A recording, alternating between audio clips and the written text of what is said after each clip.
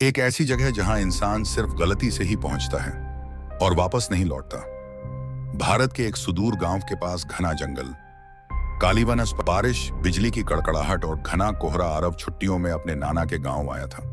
उसे जंगल में घूमने का बड़ा शौक था। एक दिन बारिश के बाद वो जंगल में अकेला घूम रहा था कि अचानक एक सड़ा सा काला दरवाजा उसे दिखा, जो जमीन से आधा धंसा था और उस पर लाल रक्त से कुछ लिखा था। जो आया वो गया। उत्सुकता में उसने दरवाजा खोला और नीचे उतर गया। बस वहीं से डायनों की दुनिया की शुरुआत हो गई। यह कोई साधारण जगह नहीं थी।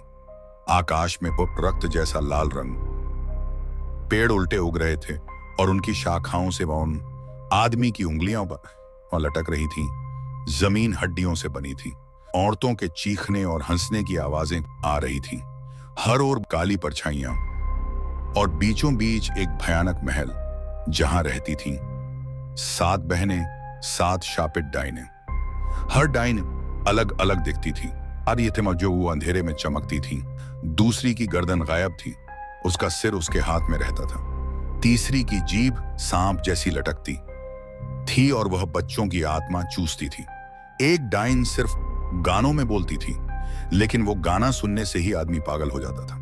एक के हाथ उन बकरी के खुरक जैसे थे और आवाज किसी बूढ़े आदमी की तरह। छठी डाइन की परछाई उससे तेज भागती थी।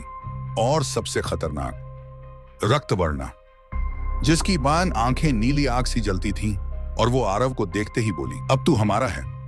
आरव डर से चीखते हुए भागा, लेकिन हर रास्ता गोल गोल घूमकर उसे उसी महल के पास ला देता। यहां तक कि उसका शरीर हल्का होने लगा, मानो आत्मा बन रहा हो। एक डायन बोली, जो इंसान इस दुनिया में आता है वो धीरे धीरे हमारा हिस्सा बन जाता है। आरव का चेहरा फीका, आंखें पीली और बाल सफेद होने लगे। उसकी आवाज बदल गई।